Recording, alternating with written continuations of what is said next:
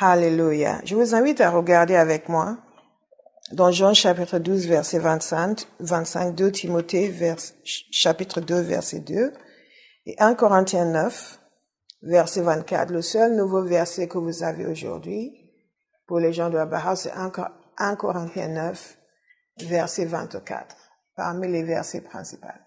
C'est le seul verset nouveau. Donc vous avez certainement les autres déjà ouverts, puisque vous êtes des amoureux et des étudiants de la parole, et que vous avez écouté et réécouté les précédents messages. Donc, vous connaissez déjà les passages précédents.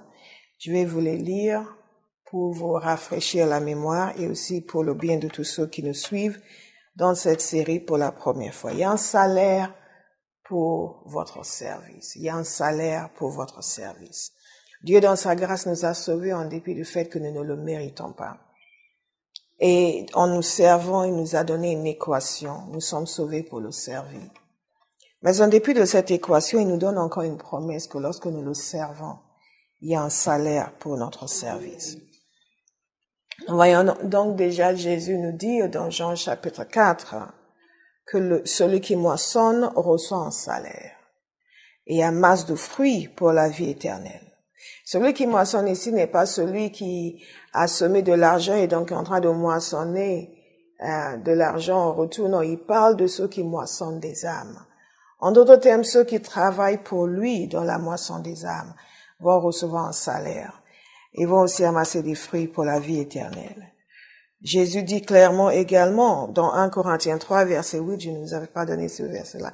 Enfin, je vais vous le lire un peu plus tard peut-être, mais je vais vous le lire tout de suite maintenant. Ça, c'est un nouveau verset également. 1 Corinthiens 3, verset 8. Celui qui plante et celui qui arrose sont égaux. Et chacun recevra sa propre récompense en fonction de son propre travail. Notez-le bien. Celui qui plante et celui qui arrose sont égaux. Et chacun recevra sa propre récompense en fonction de son propre travail. Chacun, soulignez-le si nécessaire. Chacun recevra sa propre récompense en fonction de son propre travail. Votre récompense ne sera pas basée sur mon travail.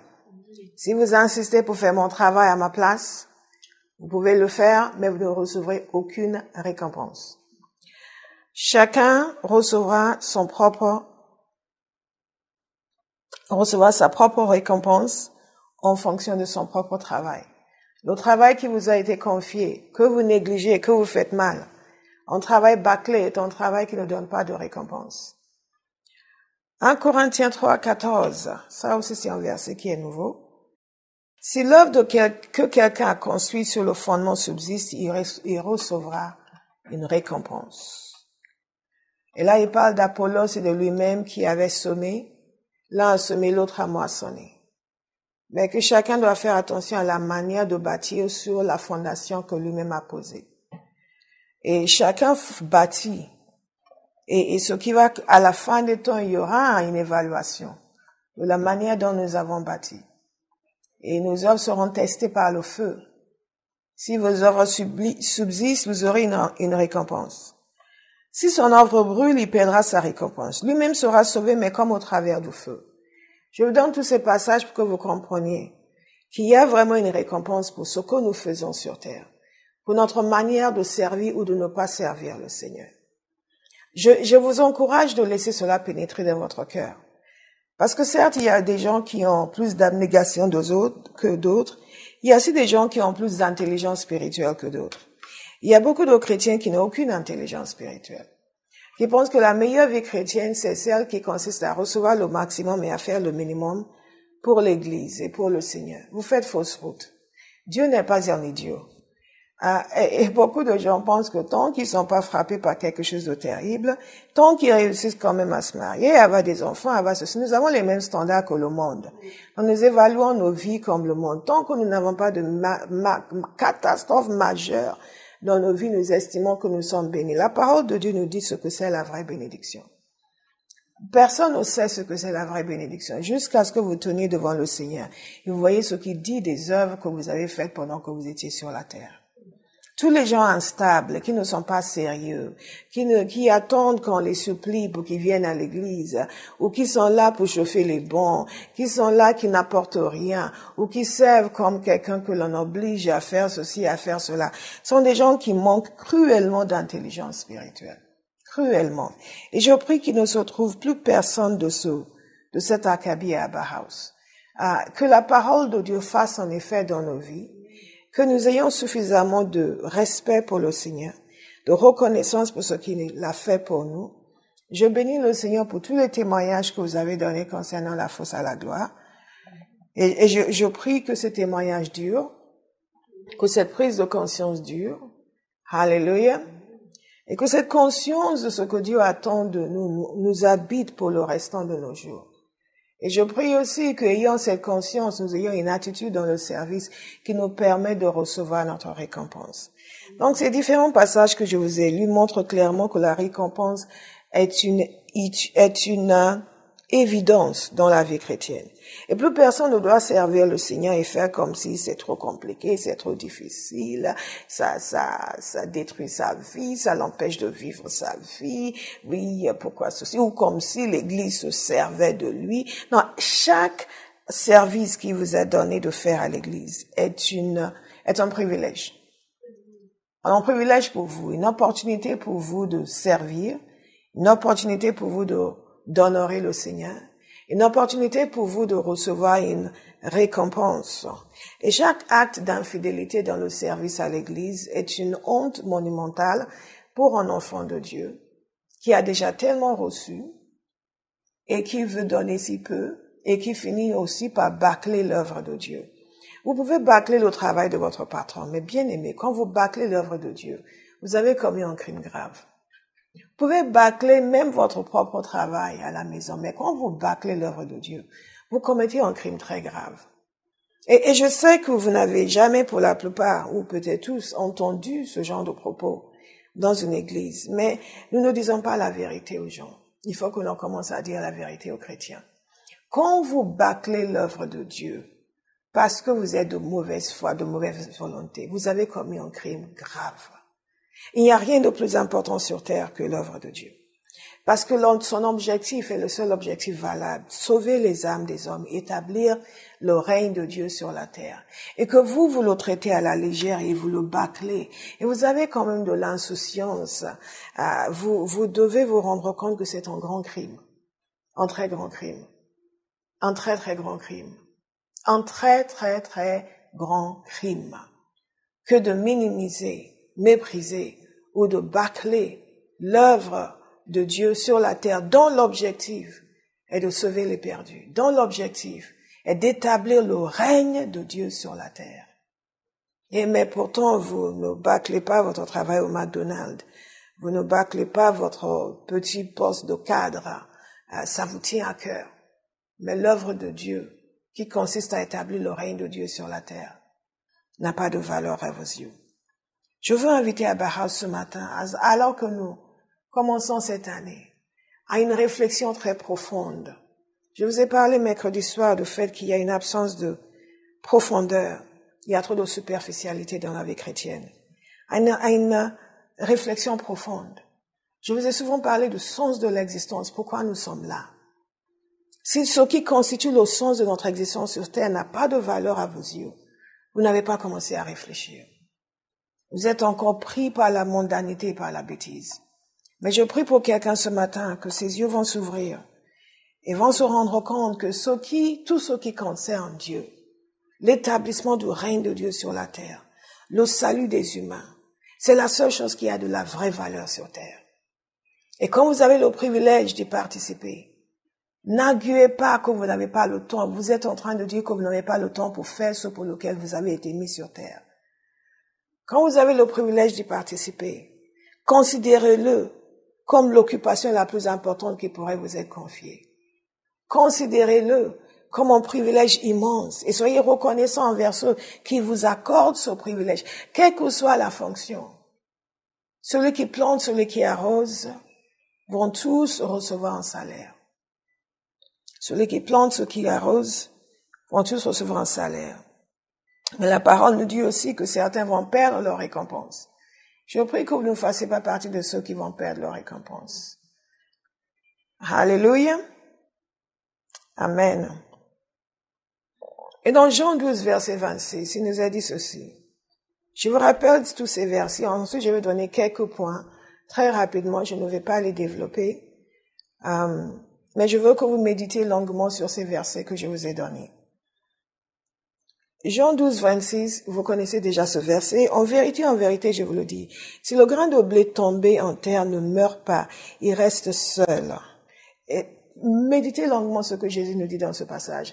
Si le grain de blé tombé en terre ne meurt pas, il reste seul. Ça, c'est un principe de la productivité.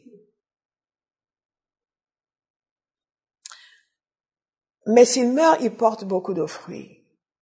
C'est pour cela que Jésus est mort. Il est mort et en mourant, il a porté beaucoup de fruits. S'il avait tenu à garder sa vie, à ne pas se donner, nous serions tous destination en enfer aujourd'hui de façon irrémédiable et irrévocable. Quand nous comprenons que la vie que nous avons est le résultat d'un sacrifice total et permanent, cela nous montre déjà l'exemple à suivre et comment nous sommes censés servir le Seigneur. Et je vais évoquer ce point dans quelques instants. Celui qui aime sa vie la perdra. Et celui qui déteste sa vie dans ce monde la conservera pour la vie éternelle. Nous sommes en train de voir les règles à respecter pour vivre pleinement la récompense que Dieu a pour nous. Si quelqu'un me sert, qu'il me suive. Et là où je suis, là aussi sera mon serviteur. Si quelqu'un me sert, le Père l'honorera. Vous savez, bien aimé, je suis toujours en train de demander au Seigneur de me donner de comprendre ce que l'apôtre Paul avait compris. Parce que l'apôtre Paul n'était pas là quand Jésus était en train d'enseigner ces choses. Il a lu les écrits des apôtres comme vous et moi. Est-ce que vous êtes conscient de cela? Ce n'était pas lui, Jean, qui a écrit cet évangile. Ce n'était pas lui, Matthieu. Il a lu les écrits des apôtres. Il a bien sûr une rencontre personnelle avec le Seigneur et des révélations du Seigneur. Mais ce que le Seigneur a dit quand il était sur terre, Paul n'était pas là pour l'entendre. Mais il a saisi pleinement le sens. S'il a saisi pleinement le sens, nous pouvons saisir pleinement le sens. Il a saisi tellement le sens que dans tous ses épîtres, on voit la pensée du Christ.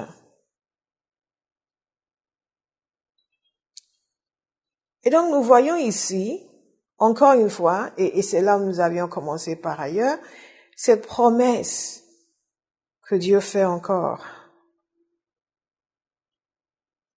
qu'il y aura un honneur pour celui qui sert le Seigneur. Il y aura une récompense. Beaucoup d'entre nous, nous vivons des vies ridicules parce que nous ne croyons pas ce que dit la parole. Mais nous croyons ce que dit la chair et ce que dit le monde, ce que dit les chrétiens charnels. Donc nous façonnons nos vies selon nos envies au lieu de façonner nos vies selon les désirs de Dieu. Je vais inviter quelqu'un à exercer sa foi dans la parole de Dieu, pas dans les circonstances, pas dans ce qu'il voit autour de lui, mais dans la parole de Dieu. Que Dieu n'est pas un homme pour mentir. Il n'est pas un homme pour mentir. Il l'a dit et il le fera. Combien de gens ont bien commencé et mal fini parce qu'ils se sont laissés attirer le regard vers des personnes dont le fonctionnement était aux antipodes de ce que Jésus nous dit. Et donc, pour venir à notre passage qui est le titre de ce message, l'apôtre Paul écrit à Timothée, dans 2 Timothée 2, verset 2, « Toi donc, mon enfant, fortifie-toi dans la grâce qui est en Jésus-Christ. » Toi donc, mon enfant, fortifie-toi dans la grâce qui est en Jésus-Christ. Ce que tu as entendu de moi en présence de nombreux témoins, confie-le à des personnes fidèles qui soient capables de l'enseigner aussi à d'autres. Souffre avec moi comme un bon soldat de Jésus-Christ. Aucun soldat en service ne s'embarrasse des affaires de la vie courante. S'il veut plaire à celui qui l'a recruté. L'athlète n'est pas couronné s'il n'a pas lutté en respectant les règles. Le cultivateur qui travaille dur doit être le premier à récolter les fruits. Encore une promesse de récompense. Comprends ce que je dis et que le Seigneur te donne en effet de l'intelligence en toutes choses. La version de Semeur dit ceci. Réfléchis bien à ce que je te dis. Le Seigneur te donnera de comprendre toutes choses. Est-ce que je peux vous inviter à dire à 5 personnes, réfléchis bien. Réfléchis bien. Réfléchis bien à ce que le pasteur te dit. Réfléchis bien à ce que le pasteur te dit. Olive, réfléchis bien à ce que le pasteur te dit. Ariel, réfléchis bien à ce que le pasteur te dit. Olivier, réfléchis bien à ce que le pasteur te dit. Jean-Kévin, réfléchis bien à ce que le pasteur te dit. Amen. Amen. Alléluia. Alléluia. Réfléchis bien. Réfléchis bien. Réfléchis bien. Vous savez, nous sommes capables de lire ce genre de choses bien. Réfléchis bien à ce que je te dis. Le Seigneur te donnera la commandation. Amen. Et nous continuons. Sans réfléchir. Sans réfléchir. Et c'est comme ça que nous perdons le jus de la parole. Parce que nous lisons les instructions et nous les soulignons et nous les ignorons et nous continuons à les lire. Réfléchis bien. Réfléchis bien. Réfléchis bien. Nous avons entamé déjà longuement ce passage. Nous n'allons pas nous répéter les mêmes choses que nous avons dites déjà la semaine dernière. Nous avons vu les caractéristiques, la nécessité d'être un bon soldat, la réalité du fait d'être un soldat, d'être un athlète, de la nécessité d'être un bon soldat, ne pas être un déserteur ni un soldat mollasson. Et nous savons qu'un soldat et un athlète ont des choses similaires, n'est-ce pas? Ont des choses similaires, la discipline, ce qu'on appelle en anglais toughness. C'est le fait d'être solide et fort, mentalement fort, physiquement fort, la force mentale, la force physique, toughness. Des personnes qui sont, come on. Et des gens qui subissent des formations intenses. Notez cela, formation rigoureuse et intense. Formation rigoureuse et intense. Et c'est à cela que nous sommes comparés. Et là, je vous invite à ouvrir dans 1 Corinthiens 9, verset 24. Je vous donne tous ces passages ce matin parce que je veux que ce soit établi une fois pour toutes dans la terre de quelqu'un qui a un salaire. Il y a un salaire. Et aussi qu'il y a un moyen d'obtenir le salaire. L'athlète n'est pas couronné s'il n'a pas lutté en respectant les règles. Il peut courir, mais il peut ne pas obtenir la couronne. Il peut ne pas obtenir la couronne. Le chrétien peut servir, mais il peut ne pas avoir sa récompense. 1 Corinthiens 3, verset 15, si son œuvre brûle, il y a une œuvre. Vous avez remarqué? Dans 1 Corinthiens 3, 15, il y a une œuvre. Ce n'est pas juste celui qui n'a aucune œuvre. Il y a une œuvre, mais va brûler. Lui-même sera sauvé, mais comme au travers du feu, et il perdra sa récompense. Il perdra sa récompense.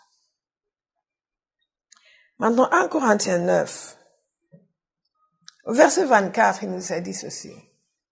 L'apôtre Paul écrit à l'église de Corinthe. À l'église de Corinthe, ils ont aussi leur jeu, très très populaire. C'était une ville qui était versée dans le jeu. Je vous ai parlé de l'Empire romain, je vous ai parlé mercredi.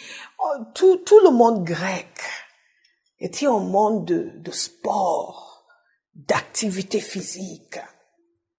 Et à Corinthe, ils avaient aussi leur jeu qui était extrêmement prisé.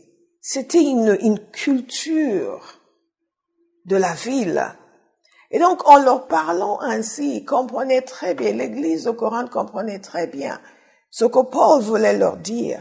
Au verset 24, 1 Corinthiens 9, il dit ceci, « Ne savez-vous pas que les concurrents dans le stade courent tous, mais qu'un seul remporte le prix. Dit, ils courent tous. Et nous sommes tous d'accord. Mais un seul remporte le prix. Courez de manière à le remporter. Courez de manière à le remporter. Tous les athlètes s'imposent toutes sortes de privations. Et ils le font pour obtenir une couronne qui va se détruire. Mais nous, c'est pour une couronne indestructible. Moi, donc, je cours. Mais pas comme à l'aventure, je boxe, mais non pour battre l'air. Au contraire, je traite durement mon corps et je le discipline, de peur d'être moi-même disqualifié après avoir prêché aux autres. Alléluia. Parfois, lorsque nous voyons ce passage, nous pensons que c'est juste une question de c'est une question de salut, de péché, de salut. Non, pas du tout. Pas du tout. Pas simplement. Il leur rappelle à quoi ressemble. Vous savez, Paul, à sa manière, il fait comme Jésus. Jésus enseignant en évoquant des histoires qui étaient proches du peuple, avec lesquelles le peuple pouvait s'identifier. Et Paul, il fait la même chose ici. Pour bien faire comprendre sa théologie, il a dit, mais les jeux, vous vous souvenez les jeux là que l'on aime tant, ok? Quand les gens sont en train de courir, tout le monde est en train de courir, n'est-ce pas? Mais il y a une seule personne qui va obtenir la couronne. Il dit donc, il y a une façon de courir. Dans la version du semeur, si je me souviens bien, il dit, courez comme celui-là. Il n'y a qu'une seule personne qui va remporter, donc courez comme celui-là. Identifiez le gagnant et courez comme lui. En d'autres termes, qu'est-ce qui permet à ce que quelqu'un puisse gagner? Découvrez-le et c'est comme ça qu'il faut agir. C'est comme ça qu'il faut agir. Découvrez les principes de réussite et suivez ces principes. Il ne suffit pas de servir. Il y a une façon de faire. Il dit à Timothée, il faut respecter les règles pour être couronné. Ici, il dit aux Corinthiens, de tous ses concurrents, un seul sera couronné. Mais il est couronné, pas parce que quelqu'un l'a juste choisi, mais à cause de sa manière de courir. Donc il a dit, vous aussi, dans votre course, courez de manière à remporter la couronne. Donc courir ne suffit pas. Il y a une manière de faire. Il y a une manière de faire. Et cette manière n'est pas la manière de mes opinions et mes idées. Cette manière n'est pas la manière de mes préférences. Cette manière n'est pas la manière de ce qui m'arrange. Cette manière n'est pas la manière de ma vision limitée de ce que je suis capable de faire, je suis censé faire, comment je dois faire. Cette manière n'est pas la manière limitée de mon égoïsme et ma bêtise. Cette manière est la manière que Dieu a établie dans sa parole comme ce qui, pour lui, est agréable. Parce que nous ne mesurons pas tout ce que nous devons au Seigneur. Nous ne mesurons pas ce qui nous sépare de lui. Et parce que nous ne mesurons pas ce qui nous sépare de lui, nous faisons valoir notre perspective par rapport à sa parole. Une des choses, moi je viens d'un peuple qui est extrêmement respectueux de la sagesse. Et vous allez voir les gens se taire devant les gens sages et écouter attentivement. Enfin, certains d'entre nous, il y a des gens qui ne sont pas respectueux de la sagesse. Mais quand ton enfant s'entête à parler devant les adultes et a dit tout ce qu'il pense, on le remarque, on dit cet enfant-là n'a aucune intelligence et aucune sagesse. Beaucoup de chrétiens sont comme ça devant Dieu. Ils affirment, ils déclarent, ils exposent et face à la parole de Dieu. Donc, il nous notait ceci. Je veux que vous soyez convaincus Les deux choses. Un, qu'il y a vraiment un salaire. Deux, que tout le monde ne l'obtient pas. Mais peut-être une troisième chose, que l'on peut l'obtenir si on décide de respecter les règles.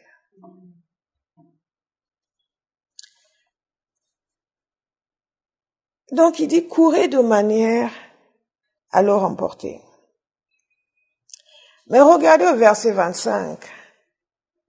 C'est le premier point que je vous donne sur les quelques points à méditer sérieusement, les règles à respecter, que nous commençons à voir dans 2 Timothée. Nous avons parlé de la première chose la semaine dernière, de la souffrance. La capacité à endurer la souffrance. La capacité à endurer la souffrance. À endurer la difficulté. La force, vous pouvez même mettre la force. La capacité à endurer la souffrance. La capacité à endurer. Peut-être pas uniquement la capacité, mais la bonne disposition de cœur aussi. Accepter et endurer la souffrance. Comment est-ce que je vois la faiblesse chez les gens? C'est quand ils fuient la souffrance. Les gens qui fuient la souffrance sont des gens très faibles. Ne dites pas non, je veux juste pas de problème. Non, tu n'as pas de force. Tu es faible. Tu ne peux pas supporter la difficulté. Bien-aimés, où que vous soyez, méfiez-vous des gens qui ne peuvent pas supporter la difficulté. Ce sont des traîtres qui ne sont pas méchants nécessairement, mais qui par peur de souffrance vont vous trahir en un instant. Ça, c'est juste un supplément que je donne à quelqu'un. La capacité à endurer la souffrance. Nous en avons parlé déjà la semaine dernière, je ne vais pas développer parce que j'ai plusieurs points à vous donner et je ne veux pas que ce message soit très long. Je vous ai donné beaucoup de versets pour établir, parce que nous risquons de ne pas revenir sur ces points, établir en vous la conscience du fait qu'il y a un salaire, que tout le monde ne reçoit pas la récompense et qu'on peut recevoir la récompense si on respecte les règles. Ces règles ne sont pas déterminées par nous, elles ne sont pas déterminées par les pasteurs, les serviteurs de Dieu, elles ne sont pas déterminées par les églises, elles sont déterminées par la parole de Dieu. Nous sommes tous astreints aux mêmes règles. Paul lui-même dit, moi je fais attention à moi pour ne pas être disqualifié. Vous comprenez? Moi, Bola Ogedengbe, je fais attention à moi pour ne pas être disqualifié. Si vous n'avez aucune crainte d'être disqualifié, vous n'avez pas compris la parole de Dieu. La première chose donc dans ces règles, c'est la capacité à endurer la souffrance. L'apôtre Paul dit à Timothée, souffre avec moi, comme un bon soldat de Christ. Quand vous servez avec un serviteur de Dieu, soyez prêts à souffrir avec lui. Ce n'est pas une invitation à profiter de la vie. Quand vous intégrez une église, soyez prêts à souffrir avec cette église. Quand vous intégrez un département pour servir, soyez prêts à souffrir dans ce département. Cette peur de la souffrance a transformé l'église en un groupe de personnes affaiblies, mollassonnes, incapables de faire quoi que ce soit, de se tenir dans la difficulté où les gens tombent pour un oui, pour un non. Disparaissent pour un oui, pour un non. Des considérations futiles, charnelles, stupides et bêtes qui ne font en rien avancer le royaume de Dieu. Des petits problèmes, je suis fâché. Je suis vexé. On ne me verra plus ici. Je ne suis plus dans ce département. Quelle stupidité. Il est temps que l'église se réveille. Oui, mais tu as mal parce que tu es faible. Bien aimé, j'ai eu beaucoup mal dans l'église. Oh, aucun d'entre vous n'a eu autant mal dans l'église que moi. Parce que je vous connais, je connais votre histoire. Il n'y a pas un seul d'entre vous qui a souffert à l'intérieur de l'église comme j'ai souffert. Une partie à cause de ma bêtise, mais une grande partie à cause de la méchanceté des gens. Vous n'avez pas vu la méchanceté des chrétiens. Oh, vous ne savez pas à quel point les chrétiens peuvent être méchants. C'était un des chocs les plus rudes que j'ai eu dans ma vie. Que les chrétiens pouvaient être méchants. Parce que quand je me suis convertie, je pensais que tous les chrétiens étaient des anges. Et j'ai vite déchanté. Bien-aimés, nous sommes appelés à souffrir. Si vous ne pouvez pas souffrir dans le Seigneur, pour le Seigneur dans l'Église, vous n'aurez aucune récompense. Parce que vous n'allez pas tenir. Il y a des gens qui sont dans le monde de Dieu. Oui, j'étais dans telle église, ils m'ont maltraité. Je leur dis, what is your problem? What is your problem? Just say you like sin. Quel est ton problème? Dis simplement que tu aimes le péché. Vous ne rétrogradez pas parce qu'on vous a maltraité. Vous rétrogradez parce que vous n'êtes pas attaché à Christ. Bien aimé, j'ai été maltraité. Je ne vais même pas vous raconter des histoires. J'ai été maltraité. Oh my God.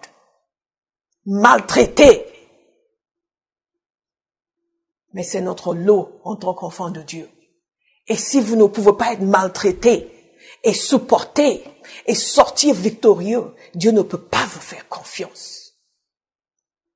Ne peut pas vous faire confiance. Certains d'entre vous, la moindre chose, oui, mais comment on m'a parlé? Tu es qui pour qu'on ne te parle pas? Tu as 3 couronnes sur la tête. Dieu va même laisser les gens marcher sous votre dos pour voir ce qu'il y a dans votre cœur. Mais on m'a dit ceci, et ça c'est un problème. Et donc tu disparais de l'église pendant 6 mois. Parce que quelqu'un t'a mal parlé. Quelle faiblesse. Bien-aimé, j'ai pleuré toutes les larmes de mon corps. Toutes les larmes de mon corps. Toutes les larmes de mon corps. Je dis, Seigneur, Seigneur. Donc quand je vois certains d'entre vous, vous avez eu tellement de faveurs à Bahas, et vous continuez à vous comporter de manière stupide. Je dis, cette personne, des choses l'attendent encore dans la vie qui vont le faire transpirer. Parce que quand on n'apprend pas dans la douceur, on apprendra dans la peine. À moins que Dieu ne veuille rien faire de votre vie, il va vous laisser continuer à vivre une vie stupide. Mais s'il veut faire quelque chose avec votre vie et que vous ne voulez pas apprendre dans l'amour et dans la douceur, vous allez apprendre dans la souffrance et la détresse. Ah, pasteur, c'est Dieu. Ce n'est pas c'est la vérité que je vous dis, Bien-aimés, regardez tous les grands serviteurs de Dieu. Ils vont vous raconter leur histoire. Certains cas, vous allez pleurer. Parce que si, le 1% de ce qui leur est arrivé, vous êtes arrivé, vous demanderez si Jésus existe encore. Est-ce que Jésus vit encore? Mais comment est-ce que c'est possible?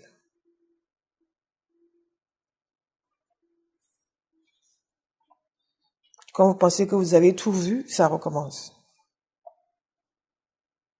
Souffre avec moi, comme un bon soldat de Christ. Donc quand je vois quelqu'un dire, je dis à Bahas, oui, mais pasteur m'a dit que j'ai pas fait du bon travail, mais après je dis, what is wrong with your brain? Qu'est-ce qui va pas avec ton cerveau? C'est-à-dire, tu n'as pas fait du bon travail, et donc tu es vexé. Sit down.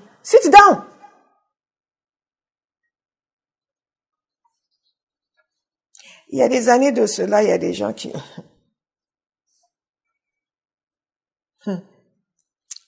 Hey, God is good. On va laisser leur histoire. En tout cas, de ces gens, il y a quasiment plus personne qui suit le Seigneur.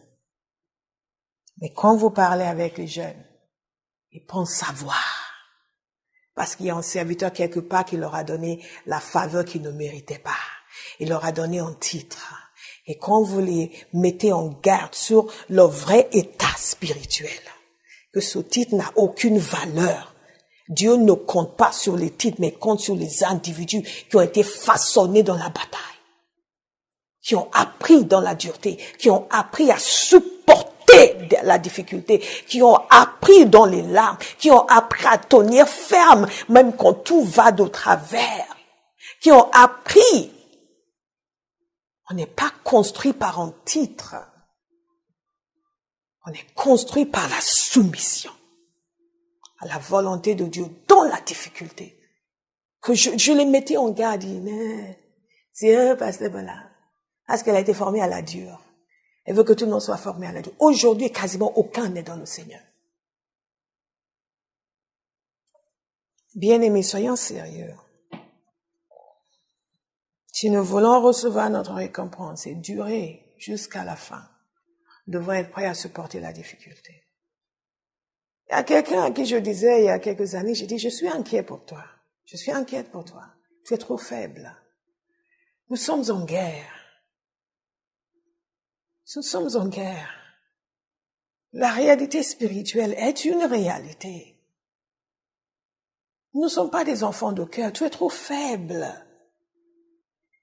Tu es trop faible. C'est des choses minimes et ridicules. Et tu es là, you're too weak. Too weak. Et beaucoup d'entre vous, vous êtes comme ça, vous êtes trop faible. Vous pouvez parler dans l'église, mais les choses de la vie, ça commence à trembler. Ma fille qui avait des inquiétudes à cause de ça. Quand tu vas t'inquiéter parce que tu as quelques milliers à payer aux impôts, what is that?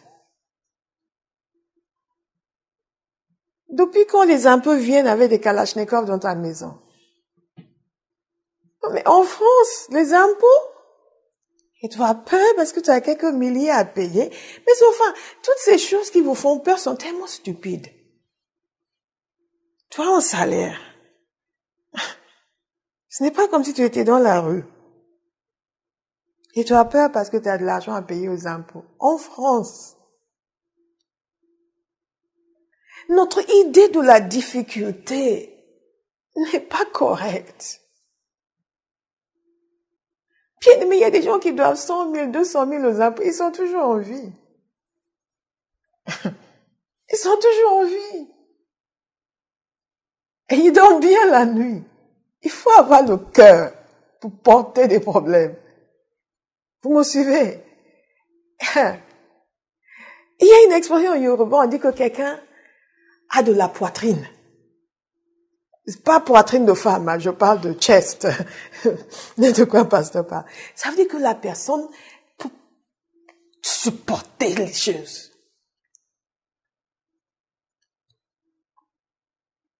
Littéralement,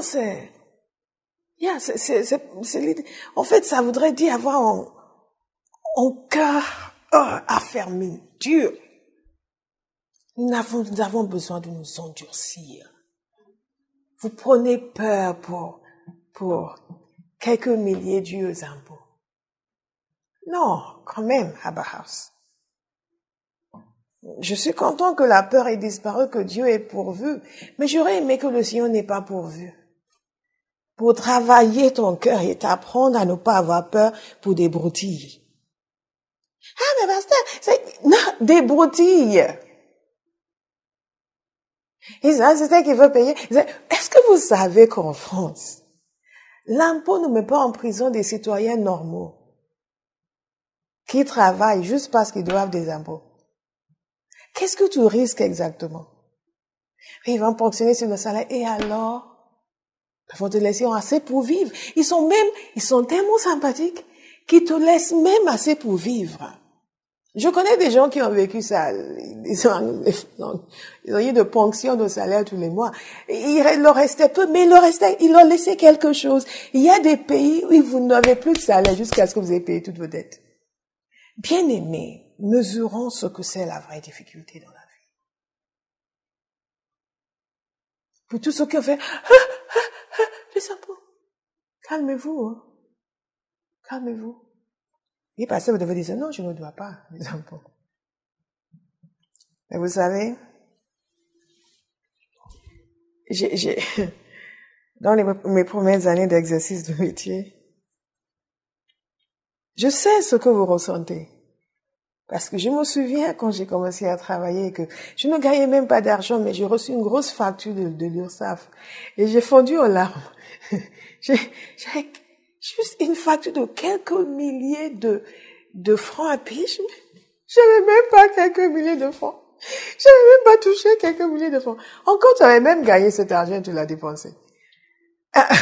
Mais je n'avais même pas gagné tout ça. J'avais pas de contrat, j'avais pas d'argent. Je savais pas comment j'allais payer mon loyer. Et moi, j'ai reçu une facture de l'URSSAF. Et j'ai fondu en larmes. J'étais jeune, j'étais seule. Pas de parents, pas de famille, personne. Vous m'aidez, Et j'ai regardé les trucs. Je n'oublierai jamais ce jour. Bien-aimés, nous devons grandir dans la force. God is a good God. Donc ne pensez pas que j'accuse simplement notre bien-aimé. Nous sommes tous passés par là. Mais nous devons grandir. Nous devons devenir forts. Nous devons devenir puissants. Alléluia. La force, bien-aimé, la capacité à endurer la souffrance, endurer la difficulté. Si vous ne pouvez pas endurer la souffrance, vous n'allez pas avoir de récompense. Pour la simple raison que vous n'allez pas tenir. Vous allez fuir le champ de bataille. Vous allez fuir ce qui vous est confié dès que ça devient difficile. Combien de personnes, oui, finalement, je pense pas que le Seigneur veuille que je fasse ça, juste parce que c'est devenu difficile. Bien-aimés, si rien que vous faites pour le Seigneur n'est difficile, ne vous complique la vie, vous n'avez pas commencé à le servir. Si tout se fait dans le confort, dans la facilité, ça c'est une mentalité que nous avons inculquée aux chrétiens aujourd'hui. Ils pensent que si Dieu est dans l'affaire, ça va être facile. Vous plaisantez? La sortie de l'Égypte n'était pas facile, la traversée de la mer Rouge non plus, ni la traversée du désert, ni la conquête de Canaan, ni le règne de David comme roi, sans parler de toutes les choses qui ont suivi. Imaginez que même la naissance de Christ n'était pas facile. Cette pauvre jeune femme devait subir l'opprobre public et ensuite les faire voyager comme ça jusqu'à Bethléem pour avoir l'enfant à dos d'âne. Elle était prête à accoucher. Je me dis, pourquoi Dieu a fait subir ça à la pauvre jeune fille qui va amener son fils au monde? Dieu n'a pas la même idée de la difficulté que nous. Pas du tout. Après, il a dit, Joseph, vous fuyez en Égypte. Hey, tu les fais fuir encore en Égypte. Pourquoi ne pas juste tuer Hérode? Après tout, tu vas tuer un autre Hérode des années plus tard. Fais juste le tuer. Non, non, non. Dieu n'a pas la même idée de la difficulté que nous. Après, il a envoyé en Égypte. Après, il a dit que maintenant, tu peux retourner. Il est allé s'établir à Nazareth. La capacité à endurer la souffrance. Une des choses très importantes avec la souffrance, c'est qu'elle nous apprend l'obéissance. Il y a beaucoup de gens qui n'ont pas souffert et ils ne savent pas obéir.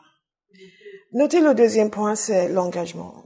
Je ne vais pas insister sur ce point, nous l'avons déjà aussi évoqué mercredi soir d'une certaine manière lorsque nous parlions du fait qu'un soldat ne s'embarrasse pas des affaires de la vie courante. Mais cet engagement nous amène à tenir ferme.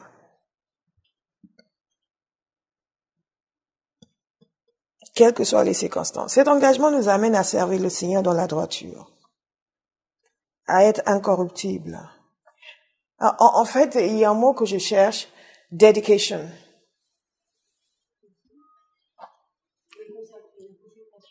Dedication. Consécration, mais pas dans le sens de sainteté. La sainteté est importante, mais pas dans le sens de sainteté. Le dévouement, ça c'est le mot, merci. Le dévouement. Notez-le, le dévouement. Le dévouement. Servir le Seigneur est un sacerdoce. Le dévouement. Servir le Seigneur est un sacerdoce. Le dévouement. Le dévouement est absolument indispensable. Les gens ne sont pas dévoués. Ils pensent que ils font ça. Oui, parce que bon, ils mettent un peu de leur temps libre au service du Seigneur. God punish the devil. C'est une mentalité à extirper de la tête des chrétiens. Puis ils ont un peu de temps libre et mettent ça au service du Seigneur. Et ils sont fiers. Ils disent, bon, pasteur, de telle heure à telle heure, je peux vous donner, ne me donne rien. Go, go, go, go. Kemarabo sakata. Oui, pasteur, moi je peux donner à cette équipe. Tu peux donner à qui? Go away. Don't give us we don't want anything from you. Nous ne voulons rien de toi. Oui, moi je peux vous donner de telle heure à telle heure, mais ne m'appelez pas entre telle heure et telle heure. Ne m'appelez pas. Non, on n'appelle pas les gens de façon invasive. Mais quand vous venez déjà vous présenter comme une prima donna, pour nous informer quand vous êtes disponible, quand vous permettez, vous prenez pour qui? Les chrétiens sont vraiment gonflés. Je vous aime, bien aimés, mais les chrétiens sont extrêmement gonflés. Extrêmement gonflés.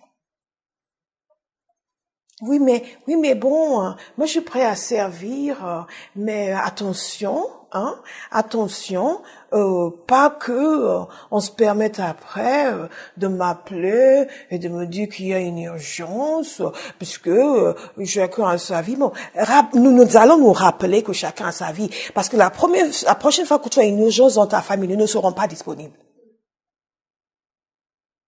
Surtout ne t'autorise pas à envoyer un message quelconque à pasteur ou à Béa ou à qui que ce soit. Nous aussi, parce que nous avons nos vies. Les gens ne mesurent même pas la bêtise de ce qu'ils disent aux serviteurs de Dieu.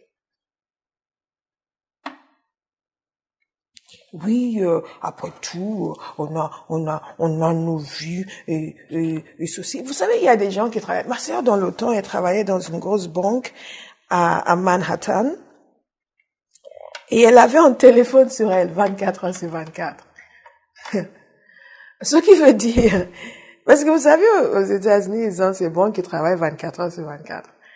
Et elle avait un téléphone sur elle, 24 heures sur 24. Elle était tellement dévouée que elle était la seule qui pouvait arriver au travail quand elle voulait. Quand elle voulait. Les autres ne comprenaient pas. Mais ses patrons savaient qu'elle était extrêmement dévouée. Elle arrivait, mais pas qu'elle arrivait quand elle voulait, elle arrivait aux heures où il fallait, mais si elle n'était pas là, personne ne se posait la question, elle savait qu'elle sera là et qu'elle allait faire les heures qu'il fallait. Elle était extrêmement dévouée. Mais elle avait un téléphone sur elle, 24 heures sur 24. Il y a des endroits où vous travaillez comme ça. 24 heures sur 24. Vous avez un téléphone. Vous êtes joignable. 24 heures. Une institution financière. Elle n'était pas médecin. Une institution financière. Une institution financière. Maintenant, on ne vous dit pas de faire ça à Barras. Vous savez très bien qu'on n'appelle pas les gens 24 heures sur 24. C'est simplement une attitude que les chrétiens ont de se présenter comme des primadonnas au sein de l'Église, au lieu de se présenter comme des serviteurs humbles et reconnaissants pour le privilège de servir leur Dieu.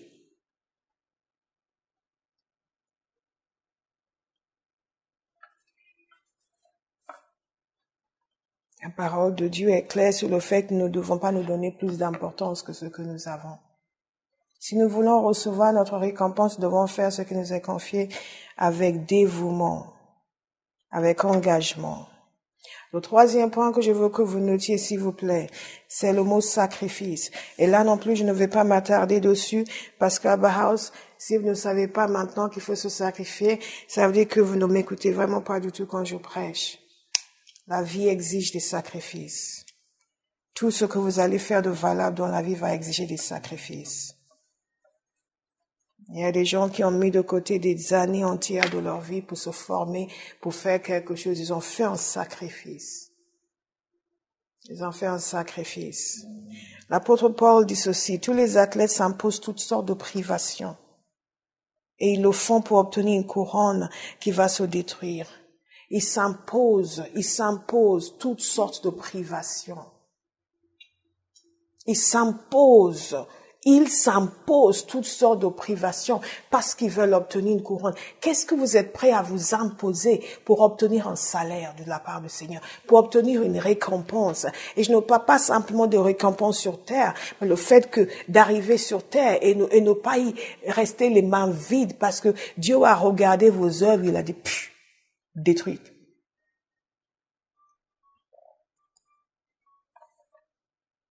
Est-ce que ça vaut le coup de faire des sacrifices? Est-ce que ça vaut le coup de faire des sacrifices? Jésus a dit que tous ceux qui vont abandonner père, mère, bien, etc., pour lui, pour le suivre, recevront au centuple. Mais il faut d'abord qu'ils abandonnent. Ça s'appelle sacrifice. Ça s'appelle sacrifice. Il s'impose toutes sortes de privations. Il s'impose toutes sortes de privations. Vous dites aux gens de prier. Ils vous regardent comme si vous étiez en train de les maudire. Vous dites aux gens de jeûner. Ils vous regardent comme si vous étiez en train encore de dire des choses religieuses, légalistes. God help the church.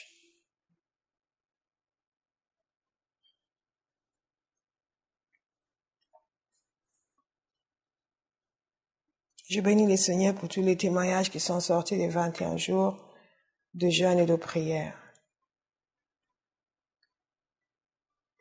Nous avons tous été grandement bénis. Maintenant, nous allons voir dans quelle mesure vous allez être disposés à faire des sacrifices pour l'œuvre de Dieu.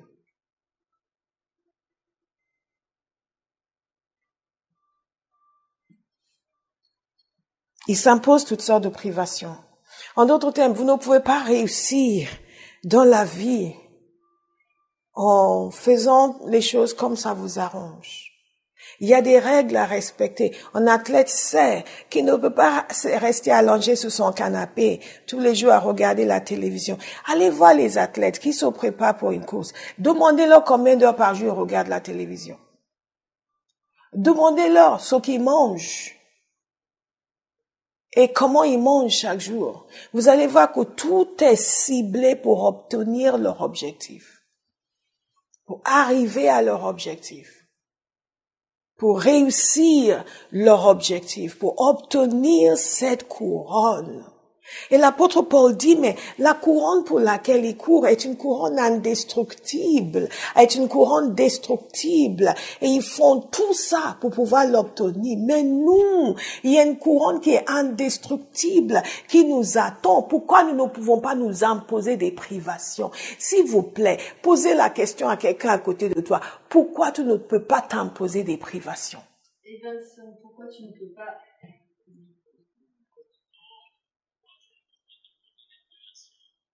Vincent, pourquoi tu ne peux pas t'imposer de privation? Posez la question à quelqu'un d'autre. Pourquoi? Linda, pourquoi tu ne peux pas t'imposer de privation? C'est Paul qui nous pose la question. Il a dit, eux, ils le font pour une couronne qui va se détruire. Mais nous, c'est une couronne indestructible. Donc il dit, moi, j'ai appris quelque chose. Moi, je cours. Je cours. Mais pas comme à l'aventure. En d'autres termes, bien aimés, nous pouvons courir comme à l'aventure. Nous pouvons être là dans la maison de Dieu et vivre nos vies de manière totalement thoughtless, irréfléchie. Courir comme à l'aventure. Comme si on court, comme ça. On est à l'église aujourd'hui. On danse, on bouge, on loue, on célèbre. Alléluia, on est béni, gloire, on se sent bien aujourd'hui, on est béni. Ah, cette semaine, ça va être super, la parole était puissante, je suis béni, on n'a rien appris. Et on va rien appliquer. On va rien poursuivre. On va juste passer une autre semaine. Ah, je suis béni. Comme si notre existence est ciblée sur le fait de se sentir bien chaque jour. C'est la seule chose que poursuivent beaucoup de chrétiens, se sentir bien chaque jour. Dès qu'ils se sentent bien chaque jour, ils estiment que tout va bien. Quelle bêtise!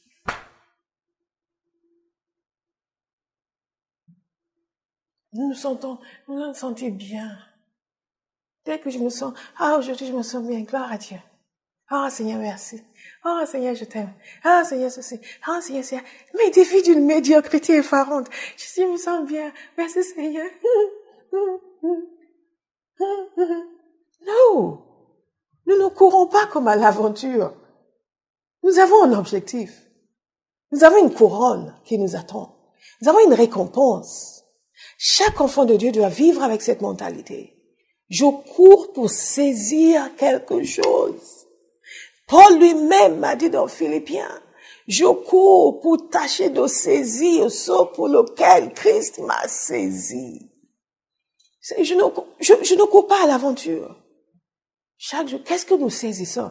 Un peu plus de bien-être aujourd'hui, un peu plus de bénédiction. Je me sens mieux aujourd'hui qu'hier. Cet esprit de dépression m'a quitté. Merci Seigneur. Alléluia.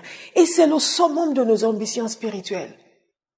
Juste aller de jour en jour, me sentant bien, sentant la présence de Dieu. Dieu n'a que faire. Si vous sentez sa présence ou vous ne sentez pas sa présence. Si vous ne le servez pas. Aujourd'hui, j'ai senti la présence. Et en quoi ça a avancé le monde que vous ayez senti sa présence? Et en quoi ça fait avancer le projet de Christ sur la terre que vous ayez senti sa présence? Oh, vous êtes tombés quand on a prié pour vous. Waouh, c'est puissant. Et qu'est-ce que Dieu a gagné dans ça? Ah bon? Il est censé gagner quelque chose. Il nous a sauvés pour le servir. À chaque fois qu'il vous bénit, il doit obtenir quelque chose en retour. Le sacrifice.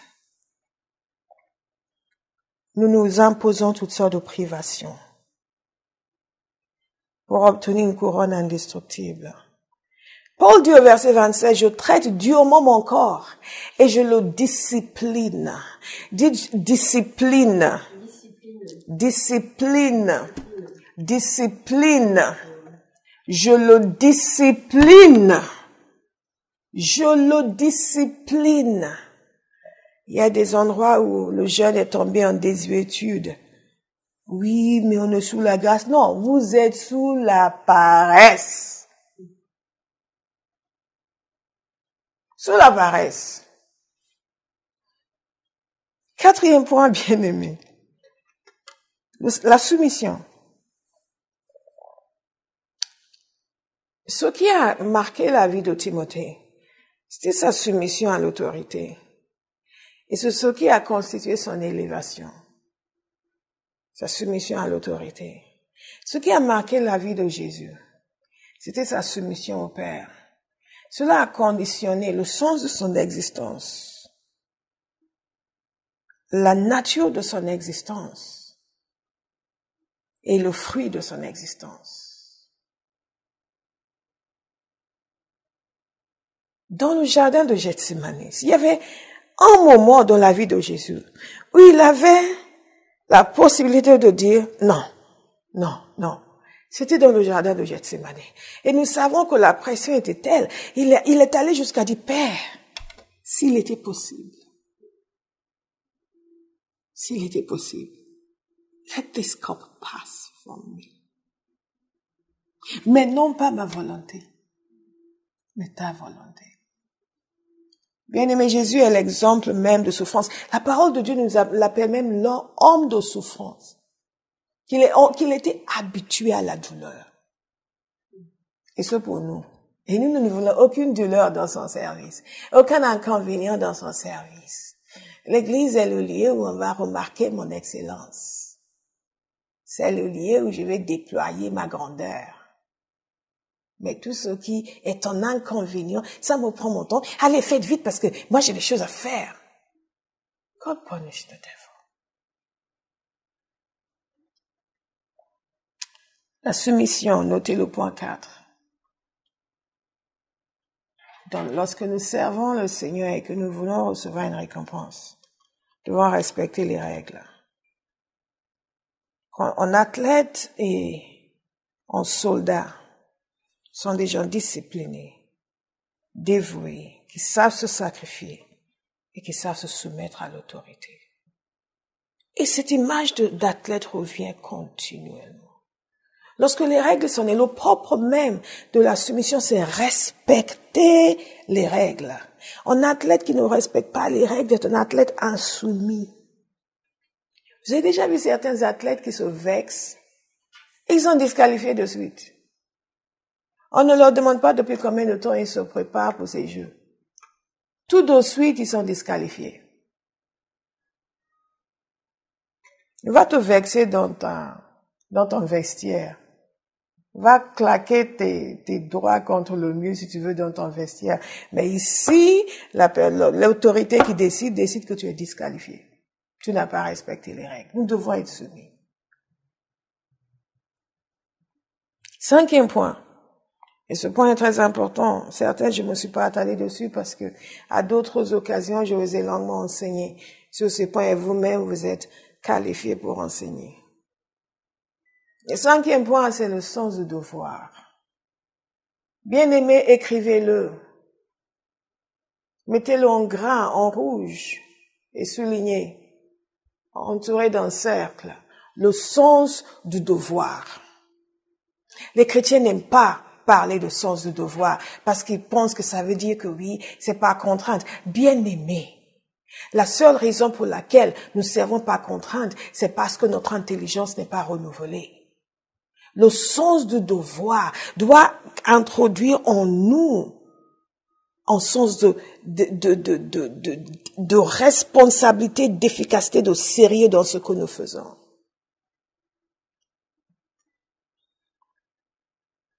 Et dans toute relation humaine, quand vous êtes au sein d'une famille, on vous apprend le sens du devoir dans la famille. On vous apprend le sens du devoir. On vous dit, oui, mais aide ton petit frère. Pourquoi il doit aider son petit frère? Pas juste pour être gentil, parce qu'on estime que tu es son grand frère. C'est ton devoir de t'en occuper. Dans le royaume de Dieu, nous devons avoir un sens de devoir. Un sens de devoir vis-à-vis du Seigneur. Un sens de devoir vis-à-vis de l'Église. Par ailleurs, quand on parle de soumission, on parle de soumission vis-à-vis de Jésus. On parle de soumission vis-à-vis des autorités. La parole de Dieu dit clairement que vous devez vous soumettre à vos autorités au sein de l'Église, ceux qui veillent sur votre âme. Qu'est-ce que ça veut dire? Ça veut dire que vous devez vous soumettre aux responsables de l'Église. Oui, mais pasteur ne peut pas me dire. Il doit pouvoir te le dire. S'il ne peut pas te le dire, tu es un rebelle. La parole de Dieu le dit noir sur blanc. Nous devons nous soumettre aux autorités de l'Église qui ont la responsabilité de notre âme. La soumission envers Jésus, la soumission envers les responsables dans l'Église, la soumission envers l'Église elle-même. Nos sens de devoir, nous avons un devoir, et c'est la même chose ici, un devoir envers le Seigneur, un devoir envers nos responsables, un devoir envers l'Église. Appartenir à une Église, c'est avoir un devoir envers l'Église. Vous devez avoir un sens de devoir. Quand vous faites partie d'une église, je parle à Barra, je parle à tous ceux qui nous suivent sur le réseau, vous devez avoir un sens de devoir vis-à-vis de cette église. Vous ne pouvez pas juste aller là, à vous asseoir sur leur banc, recevoir la grâce qui est dans cette maison, bénéficier des bénédictions qui sont issues de leur prière, et ensuite vous lever et rentrer chez vous. Ça, c'est du parasitage.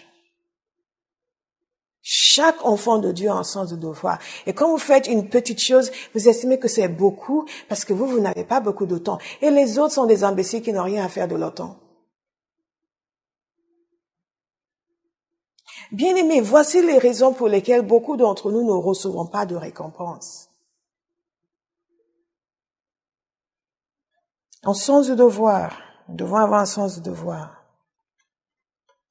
Et pour ne pas aller trop longtemps sur ça, je vais juste attirer votre attention sur ce verset que j'ai partagé la semaine dernière à 6 heures du matin.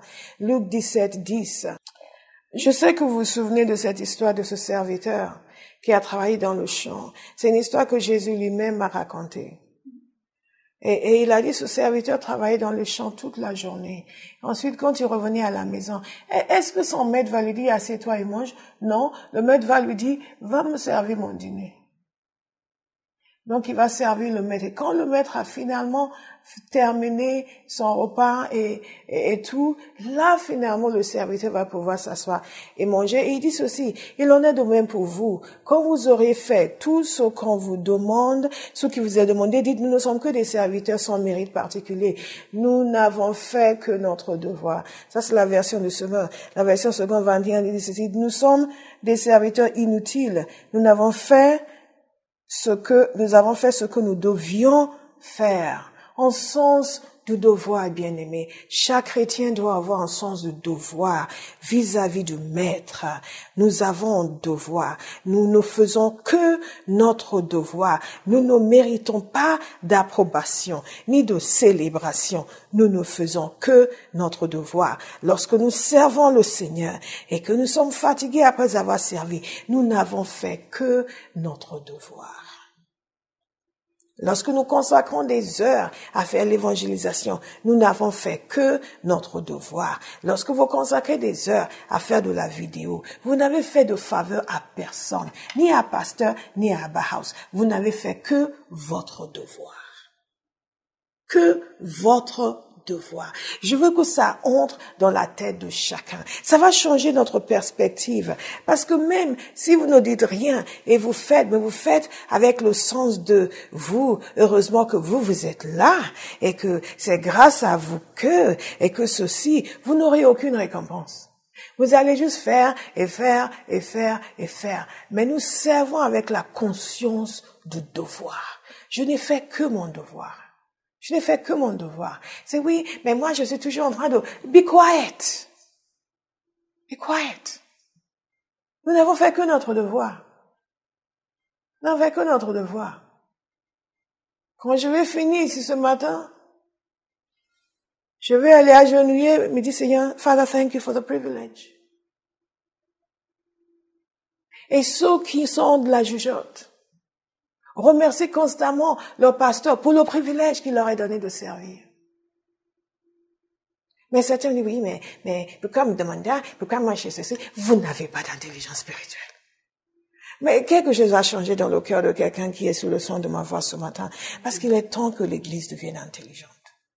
Et que nous nous calmions, que nous cessions de nous prendre tellement au sérieux et de mépriser l'œuvre de Dieu. Nous avons un devoir envers l'Église. Personne n'a le droit de se présenter comme une prima donna et de faire un peu de ceci. Non, moi j'ai fait ce ma part. Hein. Moi, non, mais je leur ai dit à base. Hein. Moi c'est ça et rien d'autre. Donc ne venez pas ici.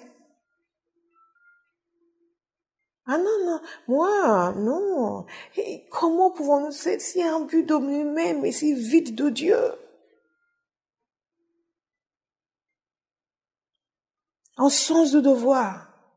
Nous n'avons fait que notre devoir. Si vous pouvez vous rappeler ceci, oh bien-aimé, vous allez avoir la faveur de Dieu. Parce que les gens qui se font valoir vis-à-vis de lui et vis-à-vis de son œuvre ne sont pas des gens qui lui sont agréables. Parce que Dieu vous voit tel que vous êtes, comme vous étiez, comme vous êtes encore, et il vous regarde vous pavaner face à lui et face à son œuvre. Jimmy, look at that one. Le pardonner, c'est comme ça qu'on fait, nous, quand on regarde quelqu'un qui sait quoi Dieu.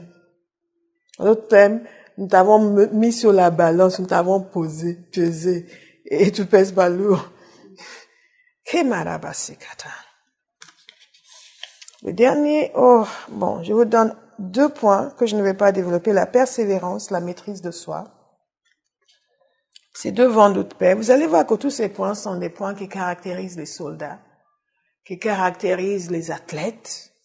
Il faut être persévérant. Pour remporter cette couronne, il faut être persévérant. Bien aimé, il faut être persévérant. Quand nous allons voir les récompenses de l'Apocalypse, vous allez voir que Jésus disait constamment, à celui qui accomplit les œuvres jusqu'à la fin, à celui qui tient ferme jusqu'à la fin, à celui qui vainque jusqu'à la fin. Différentes expressions pour indiquer qu'il faut aller jusqu'au bout. Hein. Il faut aller jusqu'au bout. C'est pas il y a 2 ans, je servais. Ah non, ce n'est plus valable. Il y a date de péremption. Il y a date de péremption. Oui, il y a 2 ans, j'étais fidèle et maintenant tu n'es plus fidèle. La persévérance. La persévérance. Quels que soient les défis, nous restons persévérants. Nous restons persévérants. Nous restons persévérants. Nous restons persévérants. Nous gardons la maîtrise de nous-mêmes. Les gens qui ne peuvent pas endurer la difficulté ont beaucoup de mal avec la maîtrise de soi. En peu de circonstances et ils tiennent plus et claquent la porte. Je vous avais lu un passage en Philippiens 4 lors de la prière la semaine dernière. Et c'est le tout dernier point que je vous donne, c'est l'amour. je ne vous donne pas une liste exhaustive, je vous donne une liste qui ressort des passages que nous avons médités, soit directement, soit indirectement. Mais je pense que si nous nous attardons à ces choses et à servir le Seigneur avec cet état d'esprit et ce genre de cœur, nous n'allons pas perdre notre récompense. Et l'amour que nous avons vu dans ce passage de Philippiens 4, nous avons vu comment, thank you Holy Spirit, le cœur de Paul pour cette église. Et je vous ai posé des questions à ce sujet, nous avons une discussion là-dessus. Bien-aimés,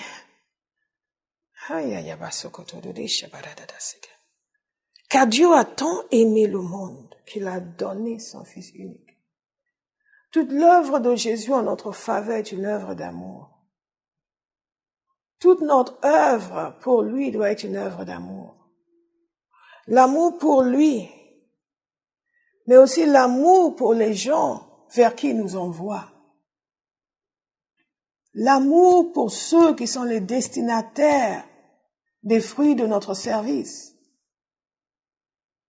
Le service n'est pas le moyen de vous élever dans le ministère. Le service dans l'Église n'est pas le moyen d'acquérir une carrure au sein de l'Église. Le service dans l'Église n'est pas le moyen pour vous d'entrer dans votre appel. Et malheureusement, même lorsqu'on voit des gens qui servent beaucoup, ils servent avec cette optique-là d'obtenir la promotion pour pouvoir être élevés dans le ministère et entrer dans leur appel. Et nous trouvons ça normal. Et si vous n'êtes jamais élevé dans le ministère, si vous n'entrez jamais dans un appel quelconque, vous n'allez plus servir. Et je connais beaucoup de gens comme ça, ils sont aigris. Ils sont aigris, ils sont déçus, ils pensent avoir gaspillé leur temps en servant dans l'église parce qu'on ne les a pas fait pasteurs, on ne les a pas sacrés évangélistes, parce qu'en réalité, ils ne faisaient pas ce qu'ils faisaient par amour, ils le faisaient parce qu'ils voulaient obtenir quelque chose pour eux. Et même si vous êtes nommé évangéliste et tout ce à quoi vous aspirez, Dieu ne respecte pas les titres. Il ne récompense pas les titres, il récompense le service. Et si notre service n'est pas fait parce que nous aimons Dieu et nous aimons son œuvre et nous aimons ceux à qui il nous a envoyés, mais uniquement pour des raisons purement égoïstes, il y a des gens qui arrivent dans une église qui se mettent à servir tout de suite parce qu'ils savent qu'en servant, tout de suite, ils vont pouvoir avoir une place dans l'église. Et dès qu'ils ont la place, vous voyez que leur empressement pour servir a disparu.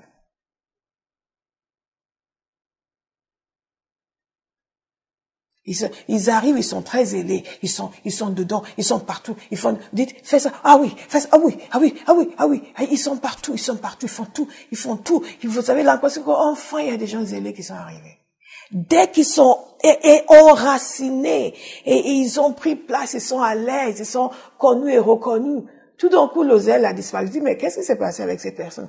La même personne, et ceci, vous suppliez, vous cajolez, plus rien. Parce que l'objectif n'a jamais été l'amour. L'objectif a juste été se faire une place. Et parfois, les serviteurs de Dieu se gourrent en pensant que les gens sont zélés quand tout ce qu'ils veulent, c'est juste pouvoir s'incruster dans l'église. Bien-aimés, si nous voulons recevoir une récompense pour notre service, changeons nos cœurs. Cette absence d'amour est une des raisons pour lesquelles les gens décrochent si facilement. Si facilement arrêter et tourner le dos, ça ne les dérange même pas. Ils sont là, alléluia, gloire à Dieu, amen. Il faut même se lever, j'ai donné un témoignage de ce que Dieu a fait pour moi. Entre-temps, ta main ne contribue rien à l'œuvre de Dieu. Mais son gêne, amen, gloire à Dieu, Jesus. Je sens l'onction. May the Lord deliver the charismatics from stupidity. Kerimana, bien-aimé, ayons de l'amour. La récompense que Jésus donne est donnée à ceux qui aiment, qui l'aiment, qui aiment son Église, qui aime son œuvre, qui aime ceux vers qui il s'est envoyé, qui aime ceux qui sont perdus, qui ont besoin de Christ, qui aime ceux qui ont besoin d'être restaurés, délivrés et libérés. Que Dieu nous permet d'être un peuple rempli d'amour. Je vous invite à vous lever et nous allons prier.